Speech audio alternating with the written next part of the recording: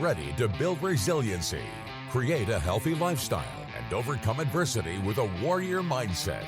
This is Define the Fight with Mariah Prussia. Hey, welcome back to this fine Monday morning. We are here to knock it out, and what better way to do so than we're going to be diving into health and other components, because you know what, clearly it's a hot topic, but it shouldn't be just a hot topic now. It should have been a hot topic, every single day of our lives.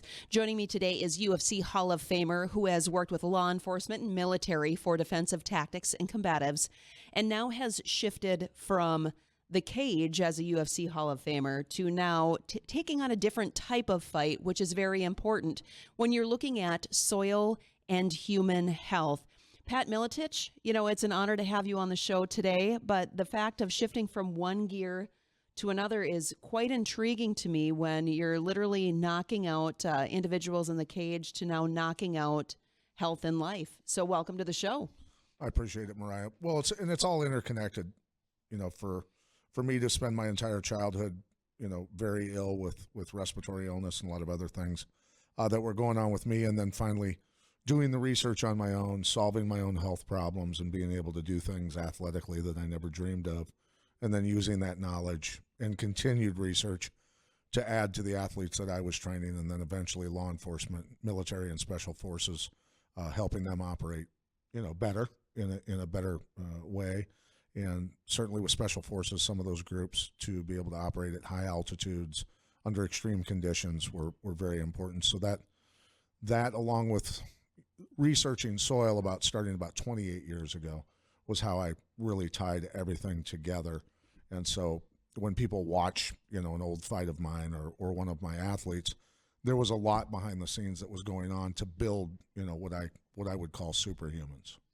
Well, you use the word research quite a bit in there, and I think that's really what it comes down to when it comes to human health, when it comes to mindset, when it comes to life in general, where a lot of individuals may be dropping the ball is the fact that they're not doing the research.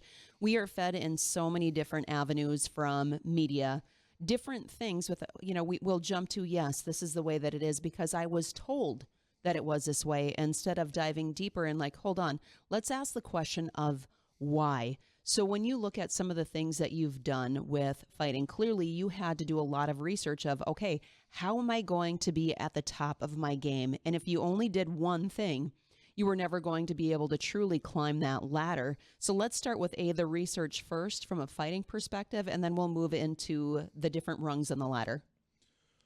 For me, the research on just being able to breathe correctly, number one, was first, and what's going to remove the toxins from my body that were causing the inflammation in my respiratory system to begin with. So there was a lot of research on that. Meanwhile, of course, I was studying in a lot of different martial arts. I grew up wrestling since age 5 in the state of Iowa, boxed quite a bit, then amateur professional kickboxing, jiu-jitsu, judo, Russian sambo, So there was a lot that went into it, and then you've got to get into the conditioning, the aerobic versus anaerobic conditioning. Aerobic conditioning would be running or boxing, where anaerobic is more wrestling, where your muscles are operating when they're out of oxygen under extreme conditions. So there's a lot of components in mindset. You've got to be able to visualize.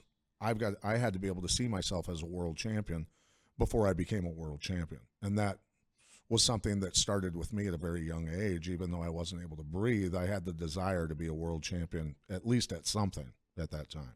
So out of curiosity, what pushed you, or how did you find MMA? Because, a couple of weeks ago we had Tom Theocaris on the show, and he was talking about at age 16, he happened to see The Ultimate Fighter on the TV.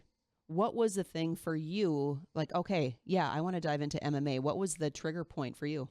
Well, I dove into martial arts long before, with wrestling growing up my entire life, number one, but studying in karate, kickboxing, Muay Thai kickboxing, and some other arts before the UFC even started was something that, I was aiming to win a world title in kickboxing before the UFC started. But once the UFC started, I said, my goodness, they just created my sport, because I obviously grew up wrestling, so it made sense to me, and it was an easy transition, so to speak, at that time. But motivation-wise, I had to leave college early to take care of my mother, who had heart problems at the time, and had to stop working. So I saw it as the ability or the opportunity, I would say, to pay bills off in large chunks because of, winning money in these type of prize fights was my motivation. Well, and when it comes down to it, people fight for different reasons, right? So whether it's fighting in a cage, fighting in a ring, defining that fight, what is it? And, you have some people that'll fight just because of the fact that they love the sport. They want to challenge themselves. They love the adrenaline rush. You have individuals that are fighting to put food on the table. And then you have some individuals that are really intentionally trying to make that climb, which clearly you were trying to do a lot of those different components all in one, where sometimes it's one or the other. So, shifting gears from MMA, clearly it brings you to another spot in life where you were talking about the fact of being able to teach law enforcement in military and how everything kind of intertwines from one step of your life or one chapter, and it moves directly into another. Now, were you still fighting when you started to do training for law enforcement and military? Yeah, my best friend at the time was a sergeant with the Davenport, Iowa Police Department, Mark Hansen. He and I were training partners from literally day one. And he was the first one, got me involved with training Davenport, Iowa Police Department, officers. And so then we started to train National Guard, Iowa National Guard after that. And then it kind of blossomed. And as my camp enjoyed recognition, of course, because of a lot of world champions and a lot of pay-per-view fighters, then higher level military started reaching out for training. And so that's kind of how that went. It wasn't something that I sought. I wasn't trying to get into that industry. It was just that people were recognizing that we actually might be a good way to, because the human body hasn't changed in thousands of years. The leverage, the control points, all those things, the hips, the head, the hands, and the control points of all those things to keep someone safe has not changed over thousands of years. So it doesn't matter whether you're in a cage fighting in a ring, if you're defending yourself on the street, or if you're wearing a uniform. Depending on the uniform, of course, dictates use of force continuums and what you're allowed to do and what you're not allowed to do, depending on the person, the adversary potentially that you're dealing with. So different rules play differently on those jobs. And of course, when you introduce weapons into the situation, that can complicate something that could be a simple situation that gets very complicated and very dangerous very fast. 100%. When you look at self-defense, you and I have had this conversation before, is that anytime that you choose to carry something, if you don't know how to defend or protect that weapon or whatever you may or may not have, it can be very quickly, the pages can turn on you where you no longer have that weapon in retention. Somebody else has it, so that's a key thing. Is you had brought a lot of different great points up, but one thing is I'm a firm believer that, you didn't seek out training, military or law enforcement. It sought you. And I think that's a really key point, is when we look at purpose, our purpose kind of shifts. We have the why. Our why typically change or stays the same and sometimes changes as we develop and grow, but usually, and I know for you, is your girls, right? That's your big why, that's your focus. But when we look at purpose, as we develop different pieces of our life, we grab different puzzle pieces and they start slowly forming and intertwining and coming together. And I think that's really what is coming together for you, is, from the cage to the purpose to now it's shifting into soil and human health, even though human health was there before. I'm curious on how that shift started to lead into your life or leak in, like you said, your lung issues, but that's a big pivot. Well, it really, I guess it comes down to this: is what are the threats that mankind faces today? Are they direct physical threats? Are they psychological? Are they chemical? Are they biological? All of those things are taking place right now. So that's more of an asymmetrical viewpoint on self-defense. So you have to protect yourself and your children from all the current threats that we face, and that's what I specialize in.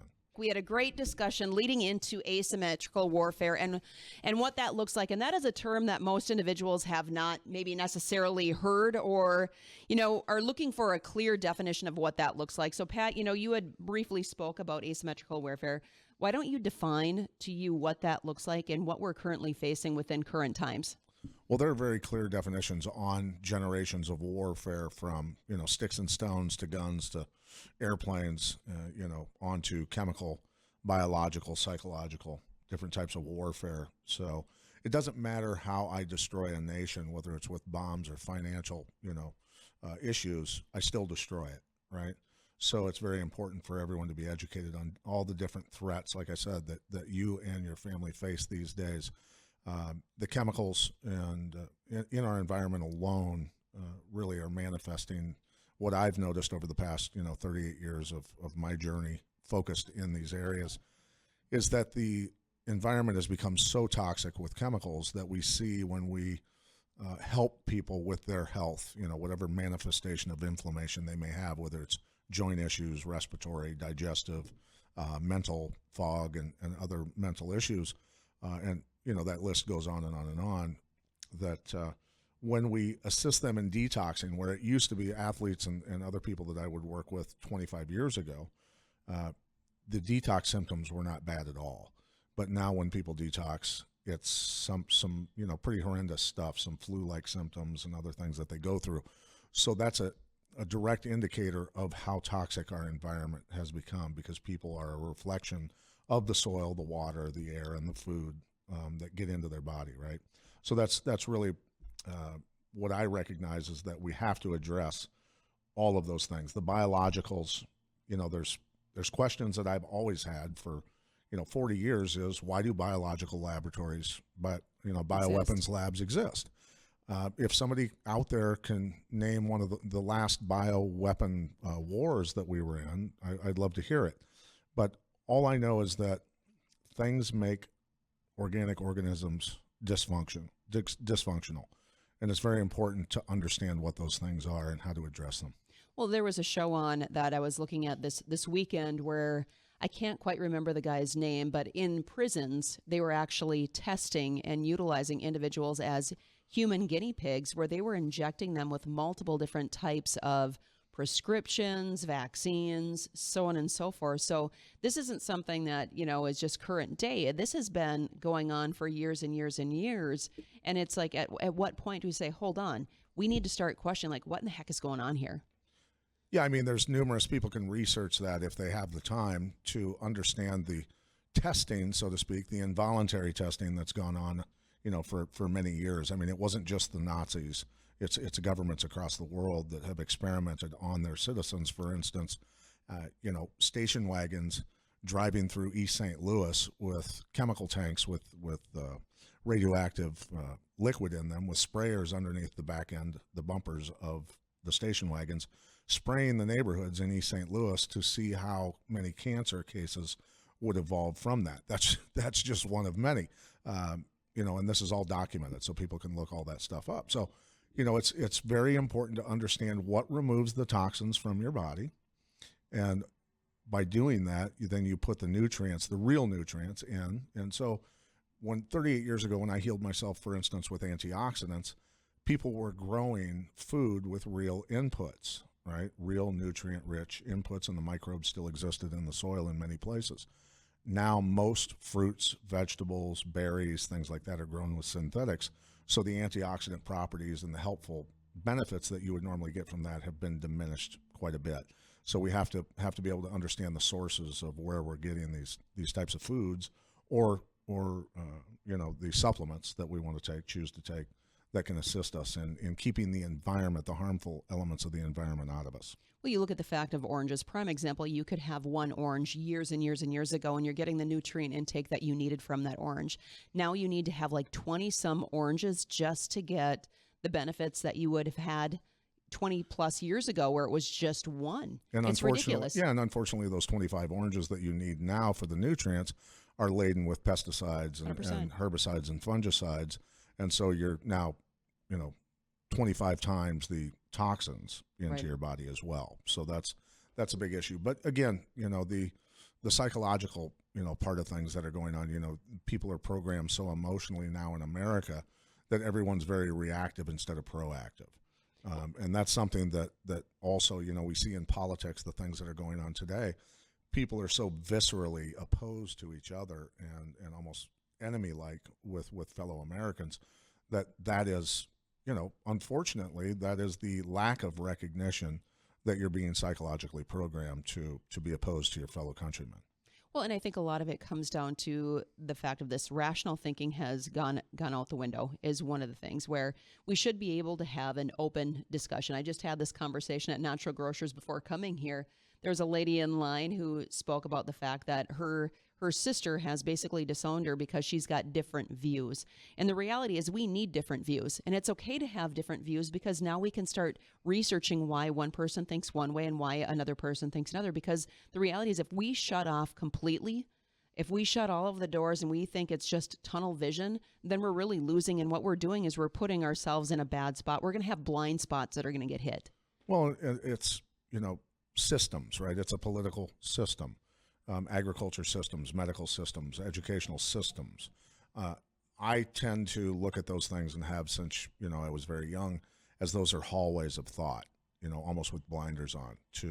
I prefer to take a step back and try to listen to people and have a decent human to human conversation about these types of things. And for instance, in terms of rationality and things like that, people were forced to get a medical treatment to keep their jobs and feed their children. That's not rational. That's not rational thinking. And the lack of rational thinking caused people to load up the kids and go to a drive-through, for instance, a drive-through health clinic to have complete strangers inject their children and themselves with experimental drugs. That's not rational thinking. It just isn't to me. And so that might be controversial to some, but when it comes to understanding the human body and how it works and nature and how you're supposed to fly in formation with nature, anytime the human race, and it's been several decades now that we've gone against nature, bad things tend to happen. That's generally my observation. Well, and right now, you guys, I know you and Doc Will are working on a different components to help in regards to speaking of nature is ways to heal the soil. As we know, the soil is definitely dying because of the chemicals and everything that's being sprayed, which is another thing, right? So you talk about programming, and we look at the fact of chemtrails. Well, whether you believe there's chemtrails or not, there's trails, all right? So looking at those pieces of the puzzle, and the programming continues into, we used to have screensavers where it's sunny, it's beautiful days, and now all of a sudden they're integrated into those screensavers as it's normal. And the reality is it's not. Now, don't you go into those conspiracy theories. The reality is everything is a conspiracy until proven fact. Right, yeah. Right? Silverback gorillas were a legendary mythical monster until they captured one and put it in a zoo, right? So, but ultimately, atmospheric aerosol injections are a thing. There is legislation federally and in your state, the motives are to cool the earth, to block the sun. Well, when you block the sun, photosynthesis can't take place for plants to grow, for your food to grow. You can't create vitamin D as efficiently as a human being because the sun is blocked out.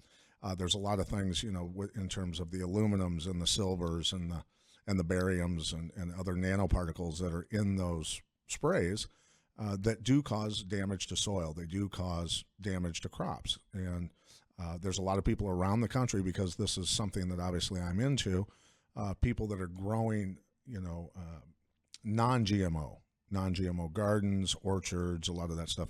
They're having a lot of problems because of the amounts of metals in the soil. And just compost facility down in Iowa that I work with, we're getting ready to start teaching them how to remediate or transmute the toxins in their compost, where 8 months ago they were at 4,100 parts per million in aluminum content, which is quite high already. And 8 months later, when we looked at their laboratory testing, their COAs, they were already at 48 to 4,900 parts per million in 8 months' time. That's how much of the metals in the soil have gone up. So this is a real problem. It needs addressed, and several state legislators are doing that. Which is great, because I know you're a huge advocate in regards to creating change and finding solutions. So what we're going to go into is we look at problems. We spoke about different problems that are going on within the world, but now it's circling back and going into solutions. Before the break, we spoke briefly about soil reclamation and the fact of bringing soil back to its homeostasis or back to its health. What are some of the things that you and Doc Will are currently doing to take a proactive approach on that? Well, what we try to do first is educate people on soil, that soil is a living organism if in its original state. Obviously, through chemical agriculture inputs, the life in the soil has certainly been diminished greatly. an Iowa State University study, ag study, in the late 60s, showed over a ton of microorganisms per acre of soil, and now we're less than 100 pounds, and most of those are genetically modified. So that tells you that there is no life left in the soil where life is supposed to be teeming, and that's very important. The nutrients, where we're supposed to have 90 essential nutrients, and that's carbon-bonded nutrients, not metals, but metals that have been ingested and converted by microorganisms and bonded with carbon so that they become beneficial for soil, or for crops, animals, for water, for human beings. Of course, we have to have them in those forms, or they're detrimental. So we educate people on the understanding of putting the life back in the soil is what we do, not just putting the nutrients. Because if I put the nutrients into the soil and there's no microbes to break them down, well, they're useless. They're totally useless, and they're actually damaging. If we have no nutrients in the soil and we put the proper microbes down, well, there's nothing to convert, so it doesn't matter. So when you put the two together with the extremophiles and the proper, the myceliums and the bacterias and the archaea and all of the living organisms that are supposed to be in the soil, well, those are going to break down even coal. We can spread coal on soil and grow massive crops. We can use raw petroleum, which is decomposed plant matter, and put the biology into, if we plow it into the ground, for instance, with seeds, we can grow massive crops with raw petroleum, oil, right?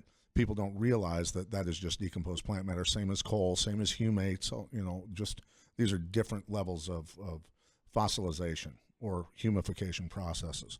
So there's a lot more to it than that, but that's the basic understanding. If people were educated on the soil and the health of the soil and health of crops, they would fully understand why they're ill, and they would know how to fix it. They would know how to address it. Well, it's understanding, too, that you have to start from the foundation. That's with anything in life. If you don't build the foundation, then you can't really build the house. So when it comes down to the soil, making sure that it has the nutrients and the appropriate things, then that's when life actually occurs, instead of just pouring stuff on top of plants. Oh, my plant is sick, I'm going to add this to the mix, or I'm going to throw this on there and hoping that it comes back. The reality is you really have to start from the soil so that it is, taking in the appropriate uptakes rate into the plant itself. Right. And when for instance, when you grow crops with synthetics, a petroleum-based fertilizer, your plants, your crops have no immune system. So therefore, the farmers have to spray the pesticides, herbicides, and fungicides to be able to denature the soil, or basically decimate the soil and nature out of it, so that cash crop can be yielded, right? Can be harvested. So it's a much better idea for mankind and humanity to grow food with real nutrients, real biology, give them their own immune system. Therefore, bugs do not want to eat them because the plants aren't screaming, "Hey, come eat me," because they're sick, right? And it's the same thing for us. That's the thing that we have to understand is plants have immune systems just as we do. And so when I talk about immune function, which environment always dictates genetic expression, that comes from Steve Moore, one of our associates and business partners who's a genius, that environment always dictates genetic expression and results in good or bad immune function, right? So that immune function can be everything from not catching the, seasonal flu to not getting, severe illness, and also can dictate whether you're going to be a world champion athlete or not. That's all immune function. That is operating correctly as an organic organism and being able to achieve the limits of, what humans are capable of, really comes down to immune function, all of it. Immune function, but, circling back to the environment, it's huge. So if you are in a place of chaos, more than likely you're not going to be able to circle out of that place of chaos too in life. So if you want to use negative and positive, all right, we're just going to throw that as an example. If you're in a positive, nurturing environment, you're more apt to succeed or be healthy. We'll just put it from that perspective. A healthier, inside and out, compared to growing up in more of a negative or a harsh environment. You're going to struggle. Your immune system is going to be more impacted. It's going to be a lower functioning compared to when you have the appropriate nutrients, however you want to put it, when it comes to an environment perspective. Sure. And when it comes to environment, we have to think about, again, environment or systems. So farmers are hardworking, good human beings. They're trying to take care of their families. The people that work for the ag companies are trying to take care of their families. They love their children just as you and I do. So there is no blame to be laid. We're all responsible for the environmental toxins that exist in the world today. And ultimately, we can do better. And all I say to people is that when the real nutrients and the real biology is used, that we can, supply a farmer with a great living. We can make them more profitable. That's something that's very important. And they can heal the soil at the same time. And then they, number one, and their children and their families are not exposed to some of the chemicals that they, have to work with. But at the same time, when it comes to going to the bank early in the year to get loans for your seed and your inputs, well, you have to follow the standards of procedures laid out by the chemical companies and the agronomists, right? So the farmers are stuck. The farmers are stuck in that system. So there's things that are going on behind the scenes to be able to create systems of alternatives for farmers to be able to get crop insurance, for them to use real inputs, and for them to get bankruptcy insurance and everything else. So all of those things, parallels are being built in society right now in every sector. And so just giving human beings the options to build a system based on not debt and illness and a lot of other things, but more vitality, life, and prosperity is the way we look at it. 100%. Now, you have a couple different farmers that you guys are working with, and I know there was one individual in particular from Iowa who was or is growing corn.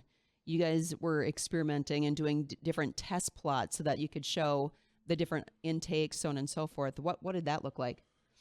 He's had great yields. He's an amazing farmer to begin with. So he's churning out 300 plus bushels an acre on a lot of his property, but he was able to churn out some very good numbers, and that was without us even putting nutrients in the soil. That was just our foliar spread. So being able to put the nutrients in the soil, which we're going to do this year, we look for him to hit probably 400 bushels an acre is most likely what's going to happen. And so there's a lot of projects that we have going on, where Steve and Will have been remediating and transmuting toxic soil into beneficial, viable soil for many, many decades. Everything. And so that's really what it comes down to. Even oil wells that have not operated in years, they haven't produced oil in years. There's microbes, extremophiles, that can be pumped down into those oils or in those wells, and they start to produce oil again, right? So a lot of these different things, and clean up the oil at the same time. So it's the Valdez. Some people are old enough to remember the Valdez wreck, the oil spill in Alaska many decades ago. That basically what they did is they ran off Carl Oppenheimer. Carl Oppenheimer, the nephew of the bomb creator, went and said, I know how to do this. I know how to clean this up, and let's remediate and transmute all this oil into beneficial nutrients. And they ran him off. Their lack of understanding was very clear. Well, what turned out to be that oil, that they were trying to clean up with giant paper towels, literally, how archaic that can be, to eventually that oil settling to the sea floor, and then the microbes in the ocean eventually converted all of that oil, that raw petroleum, into beneficial nutrients, and it was the most nutrient-dense, richest fishery in the world for many years after that because of the motor oil spill, right? So people have to understand what they're working with, what they're looking at, and the education that they're receiving about these different substances that come from the earth, that are renewable, that we need to take advantage of. So I'm assuming clearly that you're probably having a lot of different questions when it comes to ag, because the thing is we're brought up in a way as such. We learn what we learn, and that's what becomes, right? So it's kind of like a doctor. Well, this is what I learned in medical school, so this is the way and the direction I'm going to go. With farming, this is how our family has always done it, right? So this is the direction that I want to stay with this path, because there's different fear that also comes with it. Like you had mentioned, farmers are doing everything that they possibly can to make sure that they're also putting food on the table. So what would be your first word of advice, or, how would you address that conversation with an individual that is very used to, chemically treating their fields. Well, I would say it doesn't matter whether it's your fields, whether it's your livestock, whether it's you yourself as a person. Look for alternatives, and they aren't the alternatives. They are the original, right? The original that provided vitality and life on this planet. So, a lot of farmers will say, yeah, let's do 40, 50 acres. Let's give it a shot and see how that goes. And they will make a decision going forward based on that to a certain extent, right? Mm-hmm. So that's something that people can always do, but always be open to change. Humans are obviously horrible at change. We love to be comfortable. We love to be in a groove. And, this has been going on since the Green Revolution in the late 60s, early 70s, when I was a little kid in southern Iowa. Both sides of my family were farmers and coal miners, ironically, that many of them started to fall ill with cancer, with Parkinson's, with a lot of nervous system issues and other things, when the Green Revolution started. So that's deeply imprinted on my brain that I don't want that for my children. 100%. Well, and with change, it takes time. I think everybody wants such a quick fix. We've been programmed and trained that instant results, we should be able to see something right away. And the reality is that's false. It takes work, it takes time. But when we look at that, I want to talk briefly, on how individuals can work on building their immune system, but then to the importance of the health of our children. Yeah, I mean, this is really about our children. Ultimately, there's almost every parent out there is going to say, I would jump in front of a gun to protect my children. Well, what I stress after, 50 years of the environment becoming more and more toxic, well, it's time. It's time to do that. And so educate yourself on the vulnerabilities that your family have based on environmental toxins. Again, manufacturing chemicals, self-care products, agriculture. There's cleaning products that we dump down our drain. We're all responsible, every single one of us. And there are alternatives to all of it, right? So I just ask that people research those things because they work. And that's been my observation over 38 years. In terms of human health and performance, do I want to merely keep a person animated, or do I want to turn them into an individual who has vitality, life, and an exuberance for life, and a grandparent, for instance, who can get out of the recliner and go play with their grandchildren? That's what we're supposed to be able to do.